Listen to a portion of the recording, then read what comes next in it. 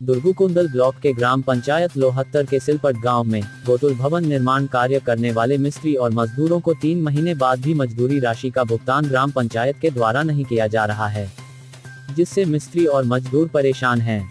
मिस्त्री अंत दीवान, राकेश दीवान, मजदूर सीमा विश्वकर्मा, मालती नुरूटी, ईश्वरी दुगा, सोनिया, शुभम दगा ने बताया कि हम गोकुल भवन निर्माण में मजदूरी कार्य किए हैं, लेकिन 3 महीने बाद भी मजदूरी राशि का भुगतान ग्राम पंचायत के सरपंच और सचिव नहीं कर रहे हैं। सरपंच सचिव को भुगतान करने की बात कहने पर आनाकानी करते हैं, जिससे हम सभी मजदूर परेशान हैं। उन्होंने शासन प्रशासन से मांग किया है कि मजदूरी राशि उन्हें तत्काल भुगतान कराई जाए। जनपद अध्यक्ष संतो दुगा ने बताया कि गोकुल भवन की मजदूरी राशि तत्काल भुगतान कराना चाहिए, लेकिन जनपद पंचायत से भुगतान हेतु चेक के माध्यम से राशि जारी होने के बाद भी मजदूरों को भुगतान नहीं करना अन्याय है।